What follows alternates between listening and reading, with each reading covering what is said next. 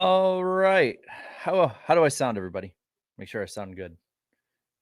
Let me know. How do we sound? 'Cause I want to make sure that we can be loud and clear on this one. I'm already seeing how the chat's going.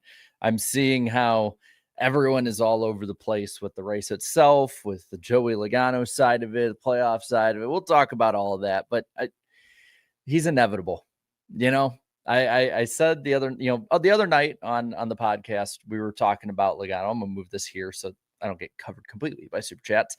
Um, the other night we were talking about, and I don't know if it was a super chatter, or if it was Jeff or who it was saying that, like, or might have been Danny, was saying Joey Logano is like the boogeyman. He never gets eliminated. He's always a threat until you finally get rid of him. And even last year we proved he gets eliminated and he still is a threat. And I said, no, he's like, if you watch John Wick and they call him the Baba Yaga, I think it is the man you send to kill the boogeyman. That's Joey Logano. Say what you want about the system. Say what you want about the ROVAL, any of that. Don't hate the player, hate the game. Joey does what he has to every time. On the flip side of that, non-playoff talk, you have Shane Van Gisbergen, who is just unbelievable. I'm looking through laps led and everything like that, the margin of victory, and I get that it was because of pitting. It wouldn't have been that close had Bell and Larson stayed out later on into the run. But 15-second margin of victory, even when he thought his tire was going down, even when he had a tire disadvantage to two drivers who actually could keep up with him and race him tonight. And I got to go back. I want to see how this compares to his margin of victory in Mexico, which is about the same. Actually, is about the same. That's actually kind of crazy. But Shane Van Gisbergen gets the win. Joey Logano gets in, as well as the likes of Hamlin, Blaney, Byron, Larson, Bell, Elliott, Briscoe, and of course, Joey. As for the finishing order, and by the way, I think I had the points, but I'm going to wait till they confirm it just so that I don't make more of an ass out of myself. But SVG gets the win after 3 hours, 3 minutes, and 49 seconds of battling at the Charlotte Roval. After, with that 109 laps that they went all the way to the finish. No overtime, no craziness, 3 cautions, 10 laps, 15 lead changes. Shane Van Gisbergen, your winner by 15.16 seconds over Kyle Larson, who looked a lot like Kyle Larson today. And I get that, he didn't dominate, but when you compare to how he's been and you look at the competition against SVG, to be the best of those and to be racing him the way he did and I think incredible race for the lead with, I think, about 12 or so to go between the 5 and the 88. I'd say that seems pretty much like Larson is at least at one of his best tracks, still up there and pretty damn good. Christopher Bell comes home with a 3rd place finish, Buescher in 4th, and then in 5th is Michael McDowell, followed by Priest, Suarez, Elliott, Allmendinger, and Tyler Reddick, the top 10. William Byron, 11th. 12th is Ty Gibbs. 13th, Blaney. Briscoe and Bubba Wallace, the top 15. Josh Berry, 16th. Todd Gilliland, 17th. Bowman, Stenhouse, and Joey Logano getting in 20th. Just barely. Though he would have had it even, I think, with about 1 to go, as they're showing on the post-race show with the 11, the 1 going back and forth. The 1 finishes right behind him in 21st. Cole Custer, 22nd. Hamlin, 23rd. Then Zane Smith, Justin Haley, and John Hunter Nemechek, the lead lap top 26 finishers. 27th is going to be Ty Dillon, I believe. Let's see. Yeah, 27th is Ty Dillon. I'm looking. They actually just changed the finishing order a little bit. So it's Ty Dillon in 27th. 28th, I believe, is Noah Gragson. I'm just going to finish. I'm going to finish putting it all in on the fly. 29th then would be Carson Hocevar. And then 30th is the 35 of Riley Herbst. After Herbst, you have Eric Jones in 31st. And then, because originally they put in 27th, and then in 32nd, you have the 3 of AD Austin Dillon. So on-air production meeting, I guess, for you guys to see. 33rd, we have Josh Bilicki, and 34th, Cody Ware. Then 9 laps down, 35th for Kyle Busch. Just terrible. Literally turn 1, lap 1. Everything went to hell for Kyle Busch. It's kind of a microcosm of his season. Brad Keselowski, the only one out today in 36th, and then 22 laps down. His playoff season ends with Austin Cindric in the 37th position. So we'll put those on the bottom as we go. Let me know in the chat now, out of 10, what would you give this race? I have a feeling this is going to be one that people are all over the map on. I'm already seeing one here saying 0 out of 10 race. Lap 1, green flag, and it's killed. It's kind of like that Family Guy skit back in the day of like what it's like to be a Mets fan. It's like, and here's the first pitch and the season's over. Let's see. This race had it all. Negative 88 out of 10. One trick pony. I find that ironic with the My Little Pony profile. It always looks like a brony one. 6 out of 10. 6. More 6s, 7s. 2, 4, 8. I knew this was going to be all over the map. You can just see them as I'm popping them all on screen. I love that Bell profile, by the way. Yeah, I mean, you're seeing a lot of people sort of saying it's in the middle, out of 10, 5. Some are really liking it 9 out of 10, 4, 7s. So you're kind of seeing how all over the place everyone is. And I'm not surprised whatsoever with the way that it played out, with the playoff side of it, the Joey Logano side of it, the Roval versus the Oval, all of that. I am not surprised that you guys are kind of all over the place with it.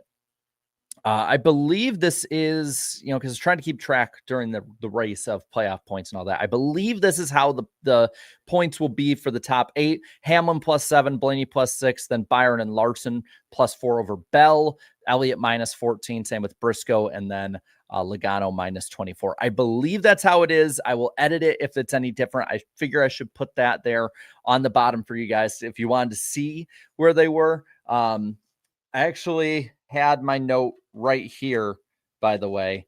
I'm gonna fold it up. I don't want to give away too many other secrets of different things I have planned. But I actually was keeping track of playoff points through the race and the round. So I'm pretty sure that's how it all divvies out in that. Let's talk about a bit about the race, and then we'll talk championship side of it and your guys' thoughts as well, because I see a lot of you guys saying this. Nice handwriting. Hey, you know what? It's legible. It's better than a lot of people can say. I wanted to mention something off the top here, because I know there's been a lot of talk about it. I think actually we'll say one more thing before we get into the racing itself. There's been a lot of talk about oval versus roval.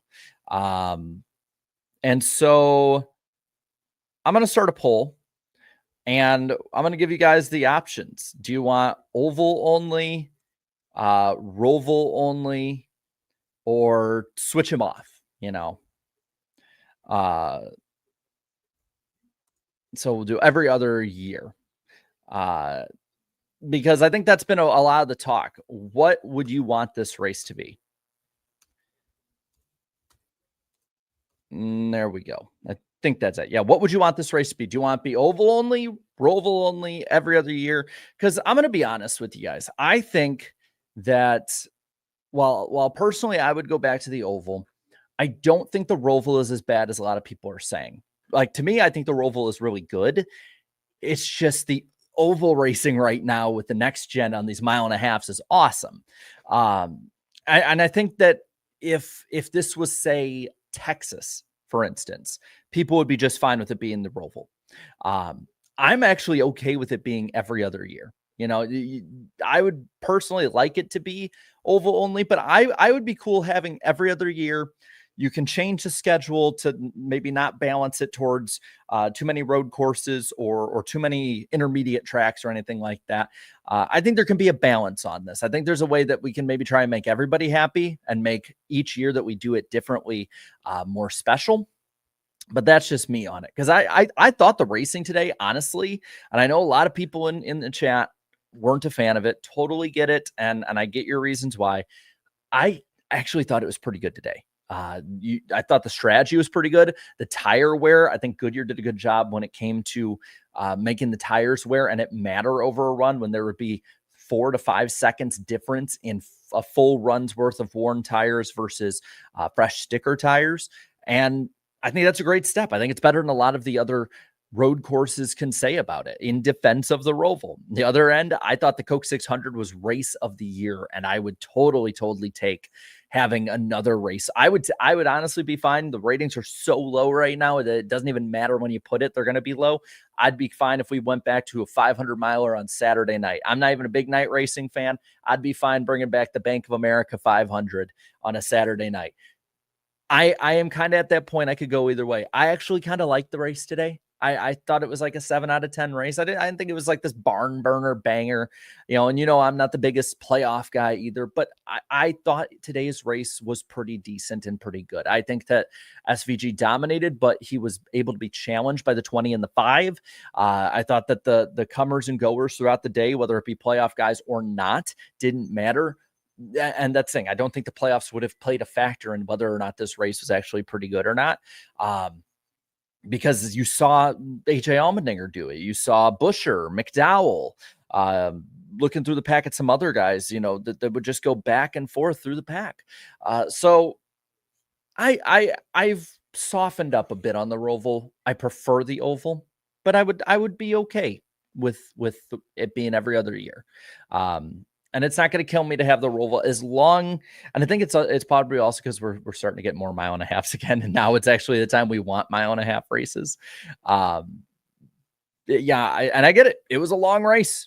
It was, especially for road course standards. Most road course races that have 2 or 3 cautions probably are going about 2 hours, 20 minutes or so, or whatever some of the others did. Like when they didn't do stage cautions for Watkins Glen, that race I think was just under or just over 2 hours. So I get that. But looking at some of it today, Kyle Busch. I want to talk about some of the big points and different things that happen, kind of piece by piece. Kyle Busch is just, it's just like last year, where at the end of the year, it's clear that he and that team have given up. And that's not even to say that today had anything to do with that. It's just the universe too has just completely piled down on that 8.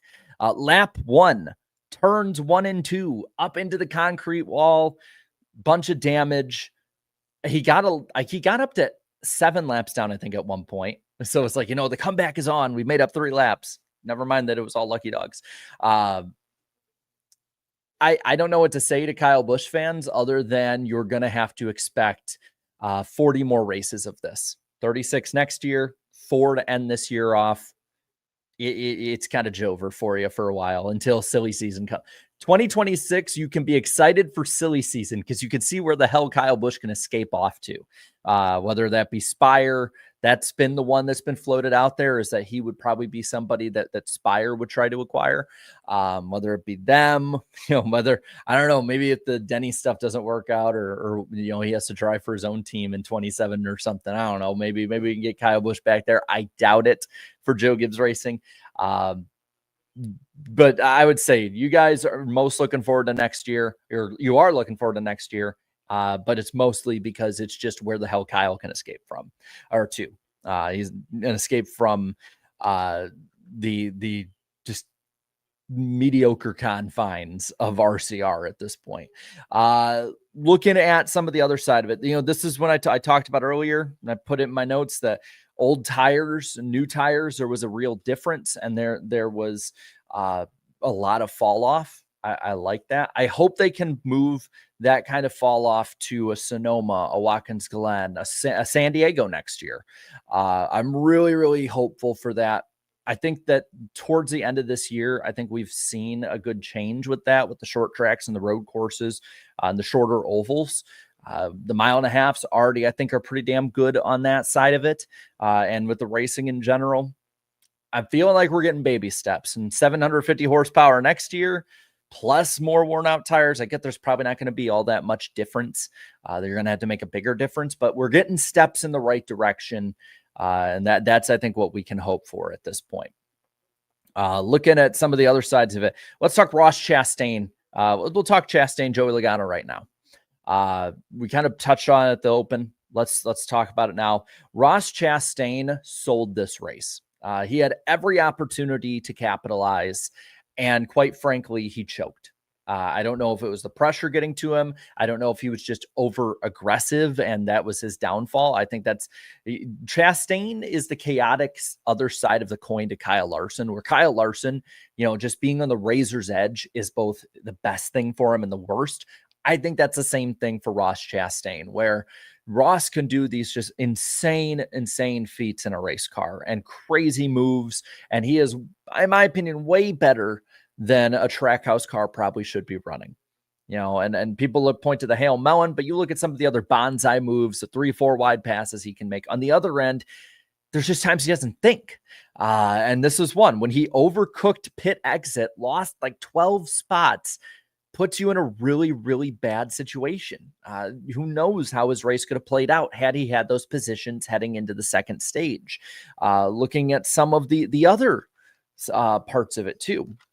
I believe at the end of the stage, I'm going to say this. I think SVG was saving his stuff at the end of stage 2, but at the same time, he backed up perfectly to where the one car was running.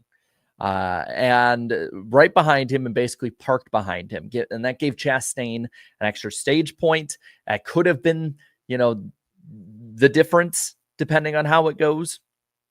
But you got to think too, if at the start of that run, had he had those, 8 to 12 more spots, does he stay ahead of Chase Elliott for that extra point? Does he get himself positioned even further up, maybe in front of Reddick? And it's 2 points. It's a difference. The world may never know. Just like getting to the center of a Tootsie Pop. But the ripple effects, we talked about it yesterday with somebody y'all don't like, with Austin Hill, where he lost 21 playoff points and he lost by 21, not even including the points he would lose for where he was seated. On the flip side of that, Ross Chastain, those positions that he lost and the positioning he could have maybe been in, or strategies he could have pulled at the start of the second stage, could have cost him at the end of the day. On the other side of it, because for the most part, the first 2 stages, there was some good racing and kind of fun racing, but there was nothing really too much to note about it. You had SVG and then Blaney. Blaney getting that stage win could be very, very important come Martinsville. Every point's going to matter. Talladega, of course, in 2 weeks could just throw a giant monkey wrench into that. But Ryan Blaney having those points in the bank is, I think, really going to help him out over next week, 2 weeks, 3 weeks from there. Kind of going down the line a little bit more. The one caution for cause today was Austin Dillon getting wrecked into the tire barrier. I don't think people are too upset with that. I saw some people on Twitter, but Twitter's a cesspool of idiocracy. I would say that for the most part, most rational people knew, like, you have to fix a tire barrier. You can't just leave it exposed like that, even though the 3 got going. Valid caution. Totally get it. I don't think there was, I think the only thing maybe you could say is, like, why did it take that long? But at the other end, I think you need to assess the situation. There's plenty of time for the rest of the field to get around. You had a full minute that you could have waited. There's been a lot of talk about officiating and the booth up there and how quick they press the button. I don't think we need that today. There's probably some other things we could have looked at with it. Sure. And you guys will remind me in the chat. I'm looking right now, but I don't think there's anything really too bad today, which is very refreshing. We're very quick to jump on the bad things, rightfully so. On the other end of it, though, it's not that bad today. And I think it's worth saying. The rest of the race was basically trying to figure out through strategy how to get the freshest tires towards the end.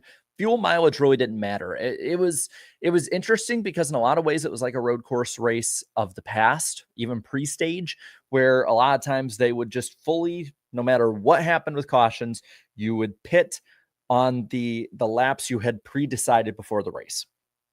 If you wanted to make it on 2 stops, 3 stops, whatever that might be, it's all based on your fuel. Where this one, at the end of this race in the last stage, it was totally based on tire wear and how you can make up that ground with fresh rubber at the end of the race, which again, I really liked. With this much tire wear with it, you brought back a lot of that strategy aspect that makes road course racing so fun. And on top of that, and we'll talk about this in a moment, you also brought back a lot of that beating and banging that made a lot of the COT and Gen 6 era road course races so fun. I thought it was a refreshing change. Okay, so I might be a little bit off when it comes to the points. I can edit that up really quick. I'll make sure to. Yeah, I think I'm only like one off. Damn, I'm good. Yeah, I just had Hamlin off. He's +8, and then Blaney +6, +4 for Larson and Byron over Bell, -14 for Briscoe and Elliott, -24 for Logano. Damn, I am good. How about that? So looking towards the end, I mean, it was some did it in 2 stops, others did it in 3. And you saw that. I think SVG, his team split the last 36 laps of the race in 2 18-lap runs. And he saved up his stuff enough through the rest of the run that it was able to produce a good enough run at the end that he wasn't going to get run down, even with smoke coming off, even with the tires having issues and maybe going flat. We don't know. They pulled a really great strategy, but he was challenged today.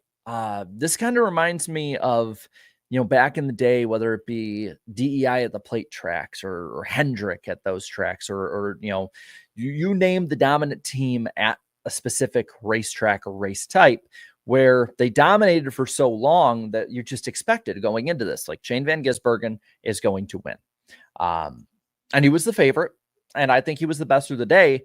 But in a lot of these runs, the 5 and the 20, they played the strategy better than the 88. It was Shane Van Gisbergen's driving, in my opinion, that won him the race, not even the strategy as much, because the 5 and the 20, I think, had like 4 to 6 seconds on him on different runs, and he had to basically run them down over those runs, and he was struggling in some of them. Larson and Bell, I think, for a large amount of stage 3, had his number. But we see it over and over again. You tug on Superman's cape too many times. The 88 then keeps coming up through the pack. Through one of these sets of stops, you had the Chastain having to then go and do a pass through. That probably cost him too, let's be honest. That just bad mistakes on his end today. Let's see. I'm going to put the finishing results too. And so through these final runs, you see the 88 chasing him down again. And in the pits, and doing all the different strategies with 15 to go, he got past the 20. And with 14 to go, he started battling with Kyle Larson. Larson versus SVG. This part to me was so fun, because I do believe what the booth was saying. A lot of times I think they pump stuff up too much just for the drama side of it.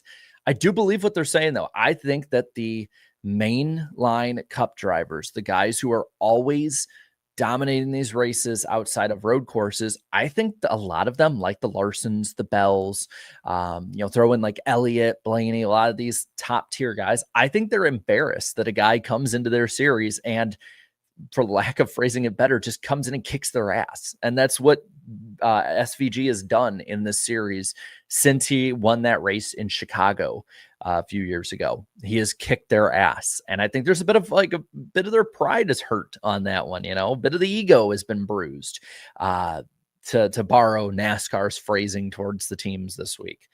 So as they're racing, SVG has a late dive bomb into turn 7 against Kyle Larson. And with that, he was not happy. He was not happy at all. They start door slamming. Larson is shooting him off, kind of having him overcook the corners a little bit, getting by him again, keeping the lead for a few more laps. I liked it. That's something that I think we've missed a lot this year in particular, and the last couple of years, is there's, I think, a legitimate performance-based rivalry off of that, where a lot of these guys in general, it is SVG versus the field versus the world right now. And I love that. I hope there's a bit more of that. I think that he's going to probably get roughed up at some of these other road courses. I think Coda next year is probably going to be a bit closer. I think they're going to take steps over the offseason because of how important road course racing is and how much of the schedule it takes up at this point. I think there's going to be some guys that take some pretty big steps. It's been a lot of talk about Connor Zilic. I understand that. He is still a rookie coming in. He's going to have a learning curve. I don't expect him to go in and just go head to head with Van Gisbergen right off the top. I'd give him a year or two before he could consistently do that, getting used to these cars.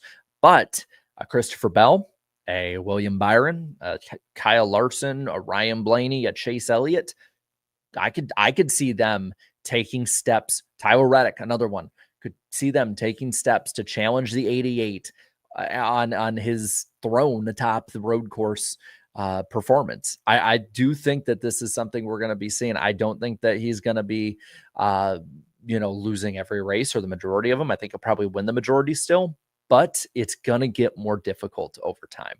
I do. And I know you guys are drinking the Zilic Kool-Aid right off the bat. And I think by the end of the year, he probably will contend more, but again, it's a learning curve.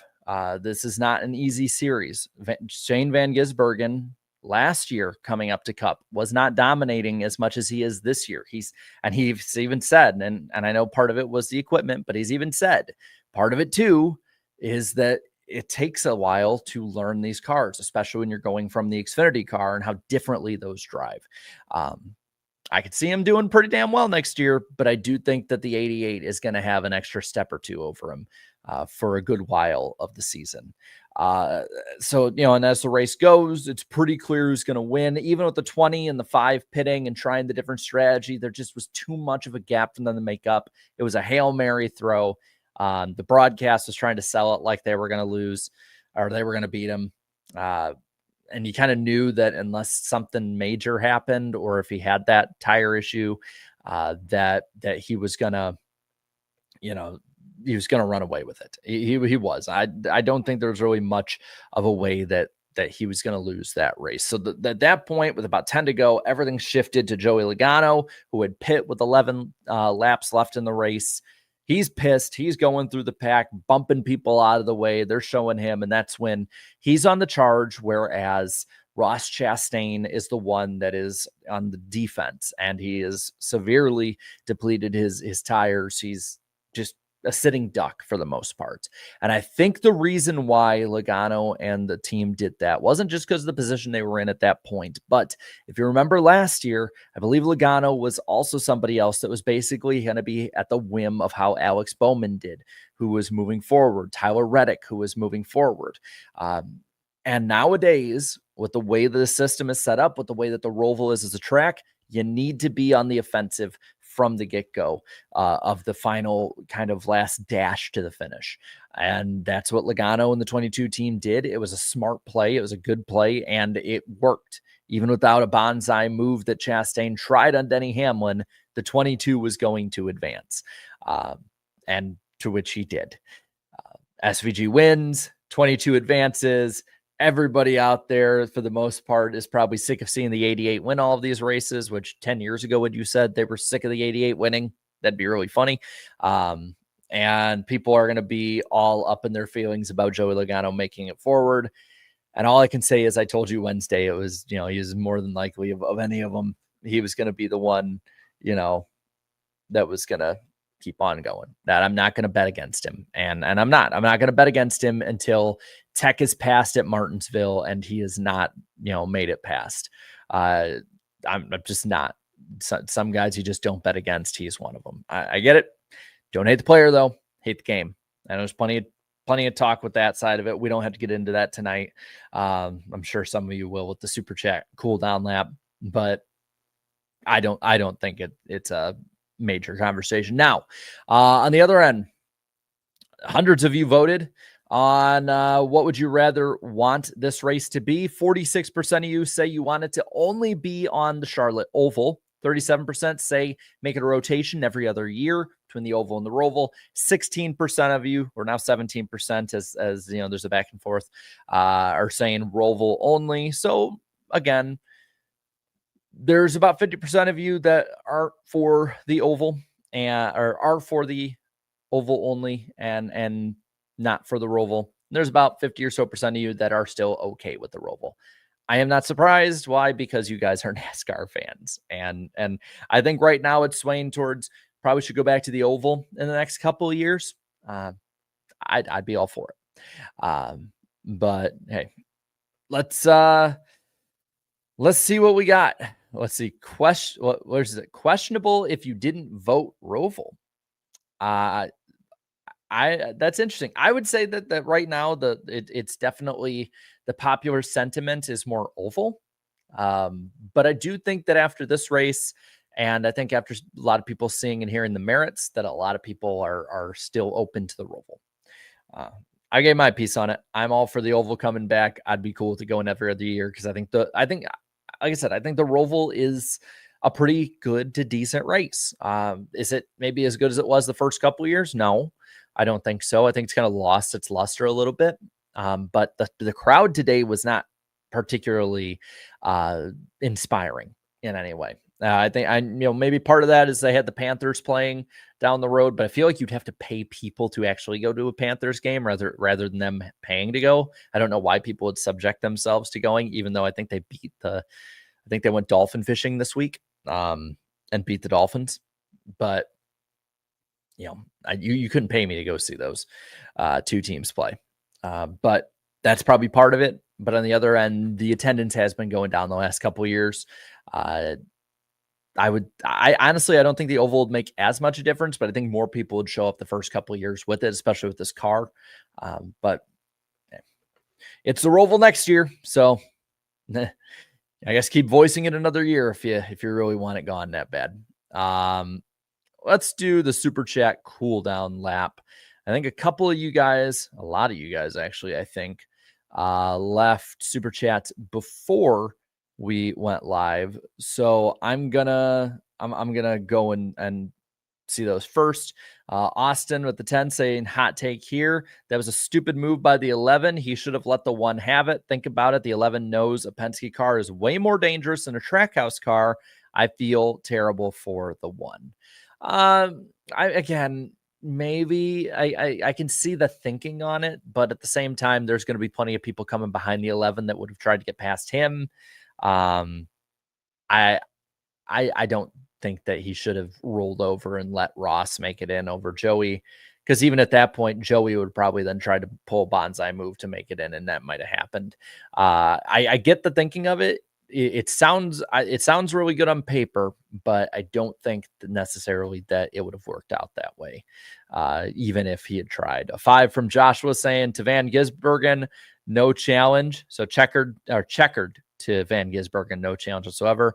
Black flag. Why did Larson's crew pit and finish 15 seconds behind the 88? Absolute boneheaded move by the 5 team.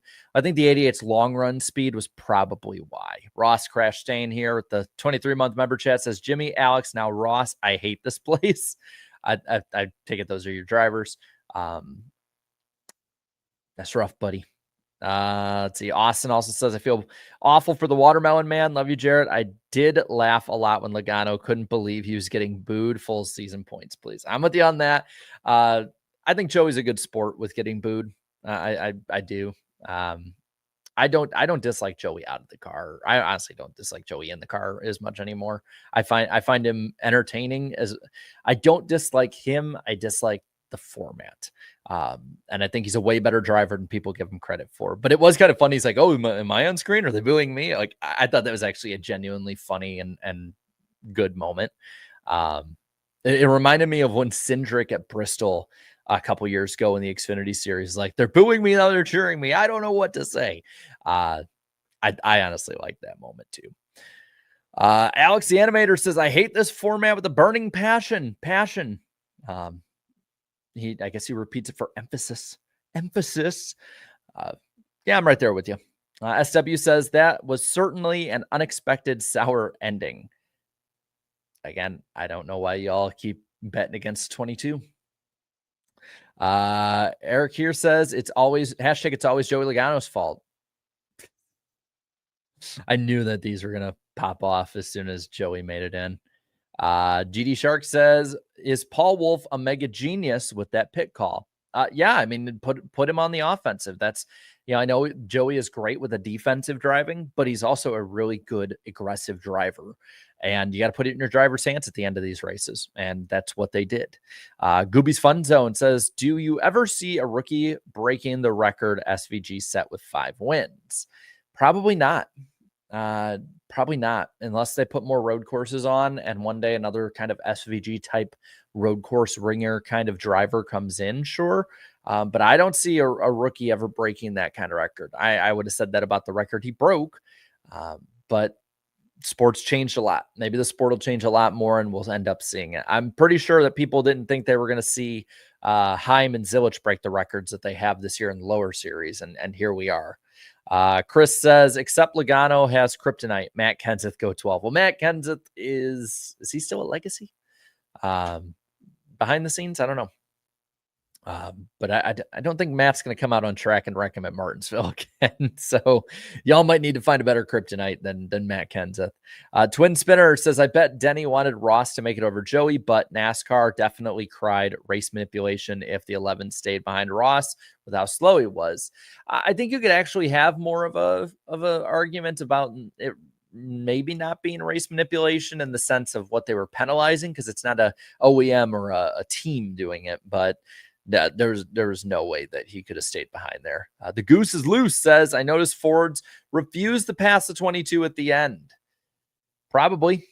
But at the same time, like I said earlier, SVG kind of backed up to get behind the 1 at the end of the stage. And people are going to say it was because he was saving his tires. I think he was saving them a bit. But it was kind of sus that it was like, hey, he only got behind the 1 and then didn't fall any further back. Just saying. Manipulation and teamwork and OEM help is still very much alive and well. Alex says 11 handing the 22 2 gift baskets in a row, screwing Bubba and passing Chastain. Again, I've said this last week. I said it during the week on the podcast that I don't really blame Denny for going for the win. Honestly, I just don't blame him for doing that. He has every right to go for the win and to race as hard as he wants against his own cars or his own OEM. So, but yeah, I mean, sometimes that'd be good, but Joey has proven sometimes you can make it very far just being really lucky and just good enough. Austin says, Denny claims he would have let the 1 go if he knew the position the 1 was in. I hate that it wasn't communicated to him. If it was communicated to him, then you could definitely talk about the race manipulation side of it. So I just don't like the idea of guys pulling over for others. I know it's been a thing in NASCAR forever. You can go back to the 90s when Richard Childress would enter an extra car in so Earnhardt wouldn't have to finish. If something happened to Earnhardt, he wouldn't finish the absolute lowest and would have a better shot at the title. You saw it in the Truck Series in 03. Hendrick did it too. That's just the way the game is. But I just don't like guys saying they'd give up positions or hold back. I just don't like that. I don't like that, and I never will. And this format very much, enables it more than many others. Max says, man, Larson was so close to winning, but his next win is coming soon. His battle with SVG was awesome. It was so fun to watch. Also, Ross threw big time. Should have pitted when Logano did too. It was just a choke job on the 1's part. Especially the driver. And the driver is, if you're doing a pie chart of blame on this, Ross gets the biggest slice of pie. Hunter says, great race. Now, can we please have it on the oval twice now? I'm all with you. But again, the oval, I don't think is as bad as a lot of people say. It's just that the oval is just that damn good. Hocevar is a wrecking ball. I think, if I'm not mistaken, though, I think I did see that Hocevar had brake issues, which does not excuse him, but at least there's some reasoning with it. But we've seen it before. If drivers have brake issues, it's your responsibility to take care of your car and competition around you. And if it was that bad, then they may have had to maybe go in and fix it, or the driver could have driven differently. I don't think he's innocent even with that. But that's just me. We've seen that forever, though. Austin says, was today the last ROVAL race? If not, when? Well, next year we'll be on the ROVAL as planned. Of course, they can change it. I think when they did the ROVAL to begin with, they actually changed it very early in 2018 or late in 2017, even after the oval was initially, you know, announced to be the race. So I guess they could. I doubt they will. So you probably will not get the ROVAL off the schedule till 27 at the earliest. But like I said, I mean, it's bringing NASCAR what they want. It's bringing SMI what they want for the most part, outside of attendance. But attendance really doesn't matter to the tracks because they're getting so much money from the TV partners. Let's see. Daniel says Joey Logano is the Michael Myers of NASCAR. Yeah, you just can't get rid of him. Philip Morris, it ultimately came down to a tiebreaker. 99 didn't pass the 22 at the end of the stage. Suarez going out with 2 middle fingers up. Trackhouse kind of screwed themselves. Yeah, you can add that part too. You can definitely add that part. Had he passed him, maybe that extra point, it makes that difference. Maybe Logano races differently. Woulda, coulda, shoulda. Reverend Shemal Stewart, Jesse Love, or Austin Hill to the 8 Cup car in 27. I think there's a lot of rumors about Love possibly moving on, so I'm going to go Austin Hill. He seems to be like kind of the new golden boy of RCR on his way up. Paradox, I can only imagine the despair on Ross's face as he was going backwards and saw the 22 go by him coming to the line. Yeah.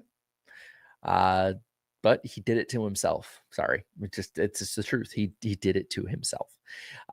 Snap back to reality says all this talk about SVG, Hamlin, Larson, Ross, and Joey when my favorite driver crashed on lap 1, turn 1, and wrecks with Riley Herbst. That's right. Yeah, we had the mid-off between late stage Kyle Busch and Riley Herbst. But we talked about Kyle a good bit. And, Godspeed, Spider-Man, because it ain't looking good for a while. Let's see. Denver here says SVG is going to force Cup drivers to right foot brake advantage Austin Cindric. He's been learning the in Adelaide later this year in supercars. To be fair, though, Austin Cindric has not been a really good Cup driver at these tracks. He's severely disappointed me on these tracks compared to how he was in the Xfinity Series. Austin left a couple here, says, here's an idea. Move the race back to the 1.5 mile track and put Watkins Glen back in the playoffs. Hopefully the playoffs are dying. Much love, Jarrett. I thought Watkins Glen was fun in the early part of the playoffs. I think one road course is okay. It's not going to kill me if they don't have a road course in it. I'd be fine with playoffs going away too, though. So at that point, then I'm all good. And he also says, Jesus loves all you guys, Jarrett. I just got to give you a shout out. Thanks for being a great independent voice for the sport. We all love and appreciate you. Thank you. I appreciate you guys too. All of you guys. Like I said, every week, whether it be all the super chat, don't, or just watch without even chatting. I enjoy being able to chill with all of you guys here. It makes it, to me, it makes it really fun every week, and I always look forward to talking to y'all. Chris says, Tex ass Roval, replace Coda, give Dover's race back. Yeah, I like Coda, though. I wouldn't want to get rid of Coda. I think the crowd shows up for it. The crowd shows up for the Texas Oval race. I mean, there's roughly 100,000 people show up to that. It's one of the bigger races of the year again. So there's really no business reason why. The ratings are generally pretty good for both of those in comparison to other races. So I'd be cool with Dover getting their points race back. We just got to make sure the car is good enough that it makes Dover race well in these long runs. I don't like it being the all-star race. Let's see. Philip says, I think the 11 was going to stay behind the 1 until he blew the U-turn on the last lap. Then he didn't really have a choice. He knows how dangerous 22 can be. I think someone said, though, that he said he would have if he knew the position, but I don't know. I think somebody else would have made it by because that one car was slow. He was at a glacial pace. Austin says it would be cool if Kyle went back to Hendrick. Bowman goes and the 48 can have Kyle finish his career where it started, get the seat warm for a rookie. I think that'd be nice for Kyle. I don't see the upside for Hendrick, though, unless he thinks that they can maybe get like a 2009 Mark Martin run out of Kyle Busch towards the end of his career. But even then, the way these cars are so different and everything else, I doubt it. And I wonder if Ally would even be open to that. I don't think that happens. Snapback to Reality says recovering from phimosis surgery. His KFB fan, yay. Austin says Chastain is a champion with Hendrick cars. Maybe, but I don't think he fits the Hendrick mold yet, even though he's kind of tampered it down a little bit. Andrew says Suarez gifted that single stage point to the 22, making the difference. That stuff happens on a lame duck contract. Yeah. He has no reason to really work with the team that much, especially if behind the scenes it didn't work out that well. Hunter Nixon Fishing says, put Chastain in the 48 and he's easily a round of 8 guy. I agree with that. I just don't know if he can be as good as some of his teammates and JGR guys, but he's got the talent, so maybe. I doubt that happens, though. Joshua says, I hope Logano gets DQ'd after today. Truly, I do. I don't think you will. I don't see that happening 2 years in a row to somebody that's right on that line. Checkers the Record says, I'm a Chase Elliott and SVG fan. With SVG dominating road courses, do you think that he could beat 2019 to 2020 Chase Elliott when he was dominating? I think it'd be closer than people think, just because the cars are so different and how they'd race, but SVG is so good at these. I do think he could probably beat prime Chase dominance. But I do think Chase would be closer than he is now. That's for sure. Mark says first lap, Kyle Busch, press F. Yeah, F's in the chat for Kyle Busch, man. Let's see. Below the apron, the Baba Yaga advances, but hope he fails tech. Again, I don't think that lightning's going to strike twice for a lot of y'all. Just don't hate the messenger here, but I just don't think that's going to happen. Mark says Logano is going to unlock that 5 championships Thunder plate. Oh, man. What would the reaction be, right, if he wins it this year and ties Gordon, and then next year, like if they went full season points, and then in a couple of years, so that, because people are like, if they went full season, Penske would never win again. It's like, because you don't think that Penske wouldn't be able to adapt to it. I totally think Joey Logano could win under a full season format. It would just take a little while to adapt to the format. What would the reaction be if he won those championships, tied Gordon, and then whether it be a 4-race final round, 3-race final round, 10-race chase, or full season format, he gets to a 5th championship over Jeff Gordon? I mean, I'm just saying that Joey Logano is not that old, right? He's going to turn 36 next year. He could still have roughly a good 4 to 8 years left at a very high and competitive level, depending on how he ages as a driver. Whether that be Penske getting better, whether that be him just being good with a certain format, whatever that might be. I think it's much more than a non-zero chance that he ties Gordon. And I will say, I would love to see the old head Gordon fans' reaction to that. Even if I agreed with them, I would just have my popcorn at the ready. It could happen. He could tie Gordon this year. He could. I think people are not mentally prepared to hear that comparison. I have my own thoughts on it. You know, when it comes to, I think that Gordon's are more impressive personally.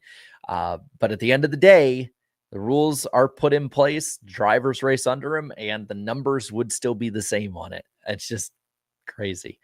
Snap back to reality says, Jarrett, please do a video on the 2020 Xfinity ROVAL race, the most unhinged road course race in the 2020s. I'll probably do that. At one point. Maybe it'll be a fun off-season video just to have fun with. I need plenty of fun ones with that. I know a lot of people watch to just kind of get through the doldrums of the off-season, you know. Jeffrey King says, Roval needs to go. Oval 2026, 400 miles. I'd be cool with that. I'd be cool with the 500-mile one because I think Charlotte's just that damn good with this car. Young Money says, fun fact, SVG is tied with the most wins in 2025. That is true. Hey, people got to adapt to beat him. That's what I got to say. I appreciate just how good he is at these. I know a lot of people don't know. A lot of people call him a one-trick pony and all that, but I think what he's doing right now may never be seen again, or it could be seen again. Who knows? Maybe if it's him or Zilich or somebody else down the line. But I think what he's doing now will never be fully replicated again. And I think we should appreciate just how good he is. Take all the other context out of it. One driver dominating one type of track this much is really impressive. Jeffrey King says, Elliott and Briscoe really need a really good Vegas. Yes, they do. Same with Logano. I will say this. I think Logano is right where he wants everyone. I think he's in the must-win place. I mean, minus 24 already. He's virtually half a race back from the jump. I think he needs to go for broke, which I totally think, especially if he doesn't win the race at Vegas, if Logano's going for broke at Talladega, we will get a 20-plus car wreck, whether he's in it or not. We will get one. Young Money says Penske is really going to back into another Mickey championship. Them's the rules, even if we don't like them. Don't blame the player, blame the game. Jeffrey King says Zilich can win 6 on a road course and is better on ovals. Yeah, no, I what I meant by appreciate with SVG is just how good he is on the road courses. I think Zilich will be better than him on the ovals. I think he'll probably get a few more top 10s next year than SVG. And I think SVG will take a step or two up on the ovals, but I think Zilich will be better on those. But I still put the 88 over whether he's the 87, 99, whatever it'll be. I put the 88 as the favorite in every road course race next year. Joel says full season championships need to come back. I agree. And I think we're probably going to see a big uproar if Heim or Zilich does not win. And then Joel also says no more stages.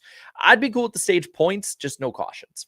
That's where I'm at with it. Jeffrey King says y'all chill. Logano is slow, minus 24, must win already. He could win.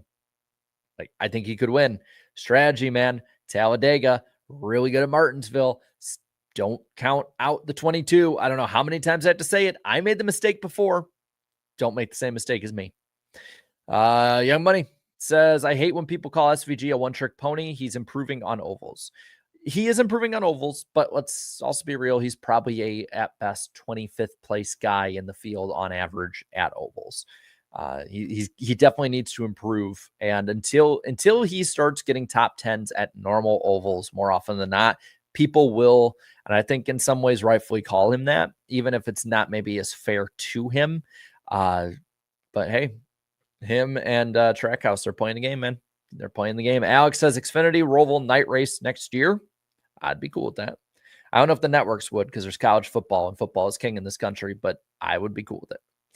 Jeffrey King says repave Texas to progressive banking. Dover needs to come back. If you did Texas back how it was before 2017, I think it was, I would love it. I know it would take a minute to come in, but I actually really like Texas's racing from about I love the 2007 race but from basically 2009 to 2016, I thought it was actually borderline top 10 track in the sport because I thought it raced that well.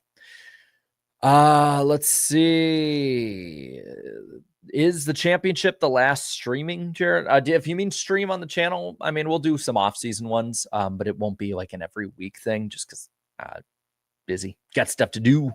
But we'll do more. Yeah, we'll do some during the off season. But probably not on a weekly basis unless I find some time I don't have right now. Marky Mark says Talladega gonna flip things, not just the cars. Very much could, especially if it races like Daytona did. I doubt it will, but if it does race like Daytona did, we could be in for some really good fun. Hunter Nixon Fishing says it's hard for me to feel bad for Kyle Busch when he could have took a pay cut to stay at JGR. Yeah, I got to remember that part too. It's not all on JGR and Ty Gibbs and the as much the business model. Kyle Busch was still on the downslide a little bit even before he left Joe Gibbs Racing. Let's see. Josh here says just got home from the race. I rated 88 out of 88. GG SVG. Hey, races are always more fun in person. I hope you had a great time. It seems like you did. And then Young Money says, do you think SVG will tie or beat Jeff Gordon's road course record? I think he'll beat it. I think he will. People aren't ready for it, man. People aren't ready for it, but I think he's set up very well to do so. All right. I think that's going to do it. So we'll be live Wednesday night on this channel. Michael Roots as guest for NWP. Should be a lot of fun.